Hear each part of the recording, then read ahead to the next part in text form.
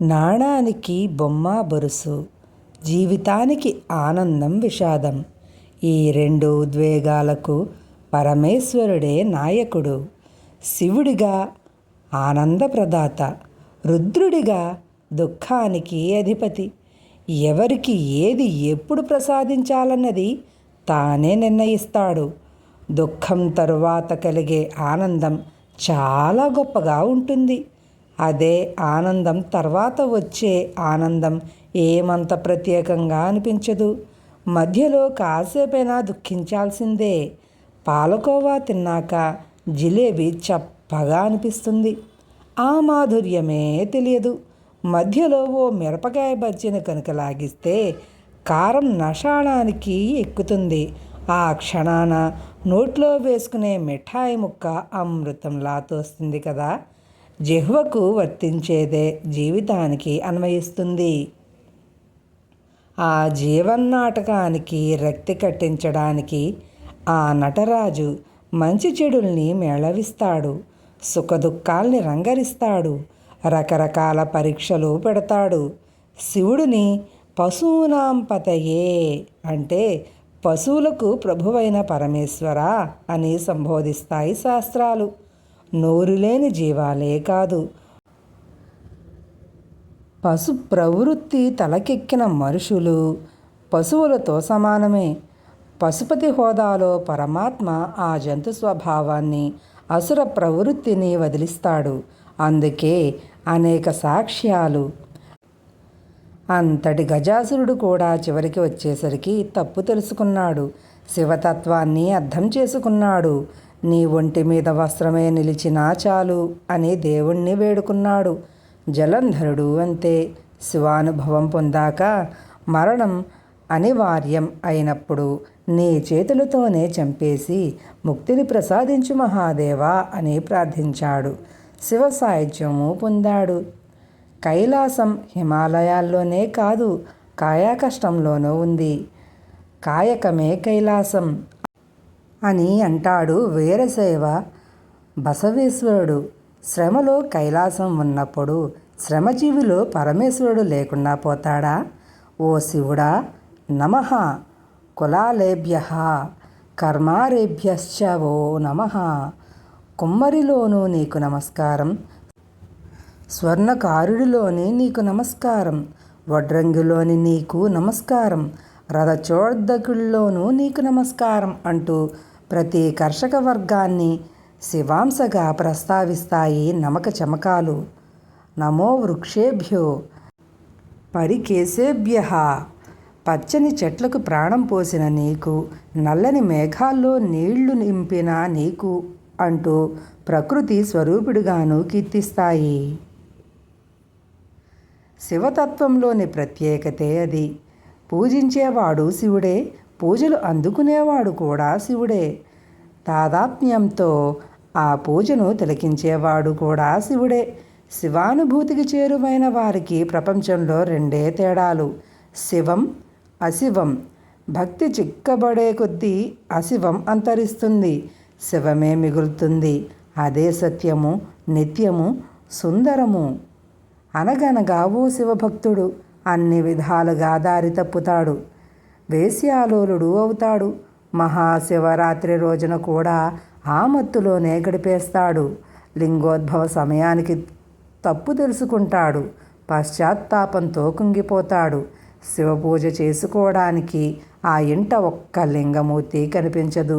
దీంతో ప్రేయసి స్తనాగ్రాన్నే ఇష్టలింగంగా భావించి పూజిస్తాడు, కన్నీళ్లతో అర్చిస్తాడు. ఆ భక్తికి మహాశివుడు మురిసిపోతాడు, కైలాసం నుంచి దిగొస్తాడు. ఇక నుంచి ఆ చోటు శివాలయం అవుతుందని, స్తనాగ్ర రూపంలోనే తాను పూజలు అందుకుంటానని వరమిస్తాడు. పశ్చిమ గోదావరి జిల్లాలోని ఆచంట రామేశ్వర క్షేత్ర పురాణం శివ అశివాల మధ్య అంతరాన్ని బద్దలు కొడుతుంది.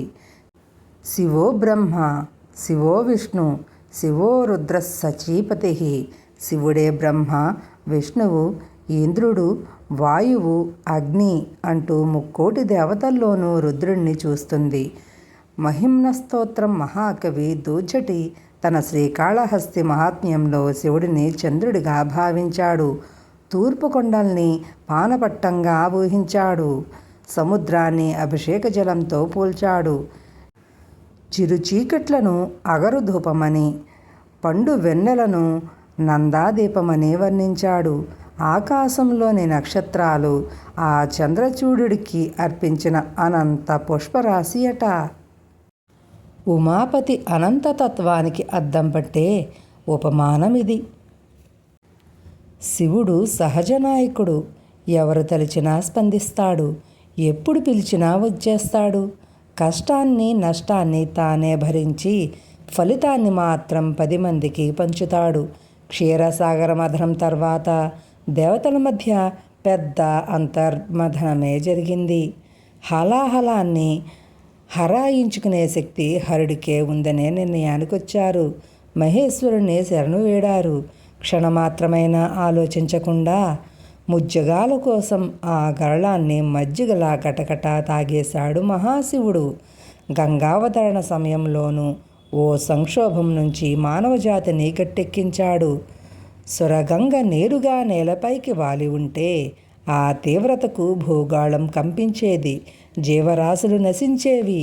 ఆ పెను విపత్తును తప్పించడానికి జాహ్నవిని తన జటాజూటంలోనికి ఆహ్వానించి ఆనక 7 పాయలుగా భూమిపైన పారించాడు. అమృతం తాగిన వాళ్ళంతా దేవతలే అయితే ఆ దేవతల కోసం విషం తాగినవాడు ఇంకెంత పెద్ద దేవుడు కావాలి? కాబట్టే దేవదేవుడన్న పేరు సార్థకమైంది. భగీరథుడి ప్రయత్నం గొప్పదే కానీ ప్రజల కోసం ప్రళయ గంగను ఒడిసిపట్టిన సాహసం పరమోన్నతమైనది. అన్నిసార్లు శివుడు దిగిరాలేడు కదా. అందులోనూ కలికాలంలో కనిపించని దైత్యులే ఎక్కువ. అసురశక్తి అదృశ్యంగా సంచరిస్తూ మనిషి ఆలోచనల్ని ప్రభావితం చేస్తున్నది. ఆ అజ్ఞాన తిమిరాన్ని ఛేదించడానికి తన ప్రతినిధుల్ని పంపుతాడు. శంకరాచార్యుల అవతార రహస్యము అలాంటిదే. కేరళలోని కాలడి గ్రామంలో జన్మించాడు బాలశంకరుడు.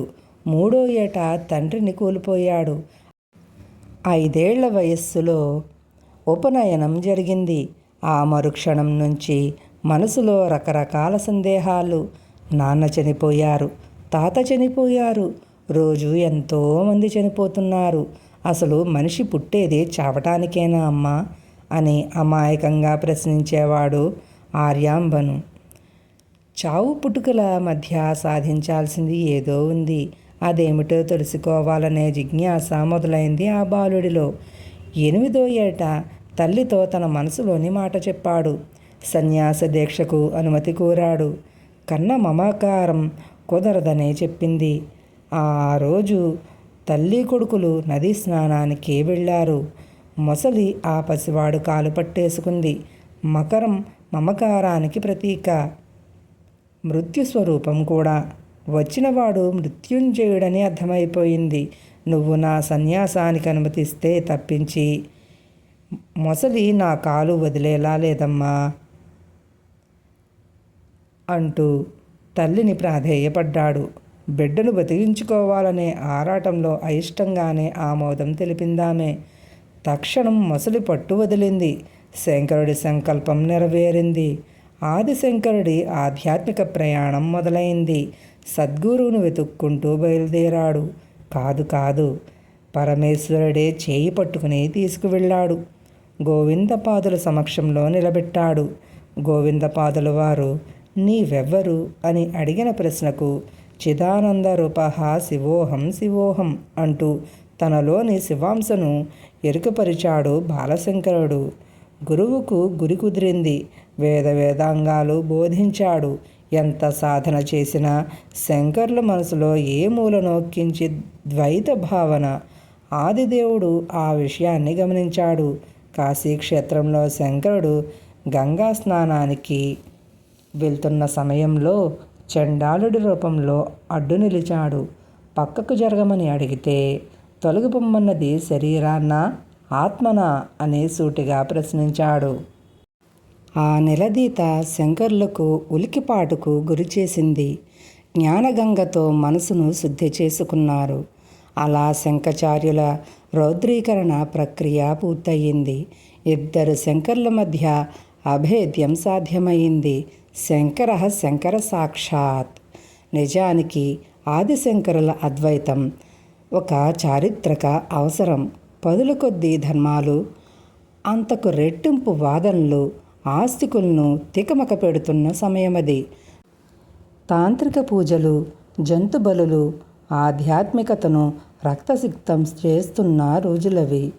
ఆ మూఢత్వాన్ని పారద్రోలి భక్తి మాధుర్యాన్ని, శివతత్వ సౌందర్యాన్ని ప్రపంచానికి పరిచయం చేయాలన్నది ఆ పరమేశ్వరుడి సంకల్పం కావచ్చు. ఆ మహత్కార్యాన్ని ఆదిశంకరుడికి అప్పగించి ఉండొచ్చు. అందుకేనేమో ఒకసారి మొసలిగా మారి మమకారం నుంచి విముక్తిని ప్రసాదించాడు. మరోసారి చండాలుడై వెళ్ళి అచ్చమైన అద్వైతాన్ని ఎరుకపరిచాడు. శివుడు అధివక్త, దైవ పక్షపాతి, ధర్మపక్షపాతిను. శివాలయాల్లో నటరాజస్వామి పాదం కింద నలిగిపోతూ ఓ వామనాకృతి మనకు కనిపిస్తుంది. ఆ అసురుడి పేరు అపస్మారుడు. కొందరంతే. అధికారమదంతో అహంకరిస్తారు. నడమంత్రపు సిరితో విర్రవీగుతూ ఉంటారు.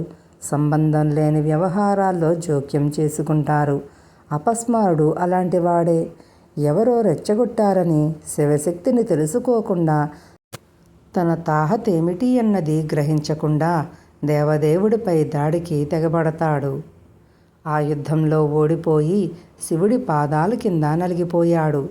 ప్రాణం పోదు, అలా అని స్పృహ రాదు. అదో విచిత్రమైన దశ. యుగాంతాల వరకు అదే గతి. అపస్మారక స్థితి అనే మాట అలా వచ్చిందేనంటారు పెద్దలు. ఎప్పటికైనా సరే అజ్ఞానం అనేది జ్ఞానం పాదాల కింద నలిగిపోవాల్సిందే. ఈ విషయంలో ఎలాంటి మినహాయింపులు లేవు.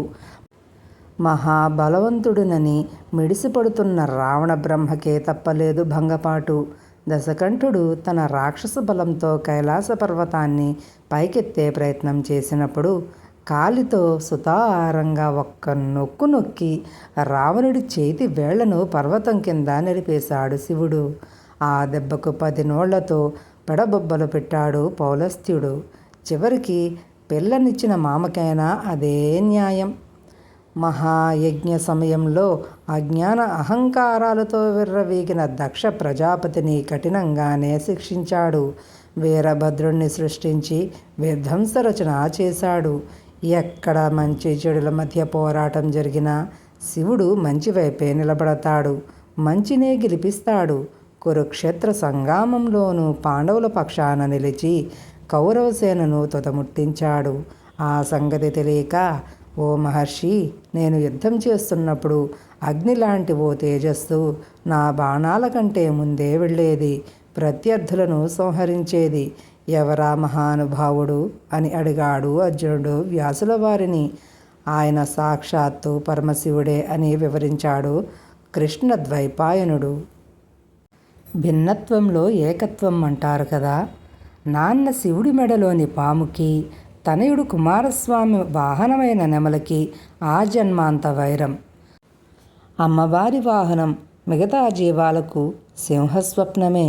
కానీ ఆ ఆవరణలో మాత్రం ఎలుక, నెమలి, నంది, సింహం, పాము సంతోషంగా సహజీవనం చేస్తాయి. అనేక వైరుధ్యాలు ఉన్నా సరే ఆనందంగా బతకడం సాధ్యమేనని చాటుతుంది ఈ శివపరివారం. హరప్పా నాగరికత విజయ రహస్యము ఇదే కావచ్చంటారు చరిత్రకారులు. హరప్పా ప్రజల ఆరాధ్య దైవం పశుపతి రూపంలోని హరుడే. ఇక్కడే కాదు, అనేక ప్రపంచ నాగరికతల్లో లింగ పూజ ఆనవాళ్లు బయటపడ్డాయి. తెలుగు గడ్డ ఏకంగా త్రిలింగ దేశంగా సుప్రసిద్ధమైంది. నరపతులు, గజపతులు తమ తమ శాసనాల్లో పరమేశ్వరుడి దాసానుదాసులమని ప్రకటించుకున్నారు. పరమేశ్వరుడు రూపీ, అరూపీ, లింగాకృతిలో అర్చనలు అభిషేకాలు అందుకుంటున్నప్పుడు అరూపి త్రినేత్రుడిగా త్రిశూలధారిగా అసుర సంహారానికి బయలుదేరుతున్నప్పుడు రూపి ఘోరుడు అఘోరుడు కూడా. ఆ ఘోర రూపం అసురగణానికి ముచ్చెమటలు పట్టించింది. ఆ అఘోర స్వభావం సతీదేవిని వివసురాల్ని చేసింది. అతను వ్యుక్తకేశుడు కూడా. బోడిగుండుతో నిండు చందమామను తలపిస్తాడు. స్థూలంగా హిమవత్పర్వతం అంతటి వాడైనా సూక్ష్మంగా అణువులో అణువులాను ఒదిగిపోగలడు. అందుకే వేదాలు శివుడిని తత్స్వరూపంగా వర్ణించాయి.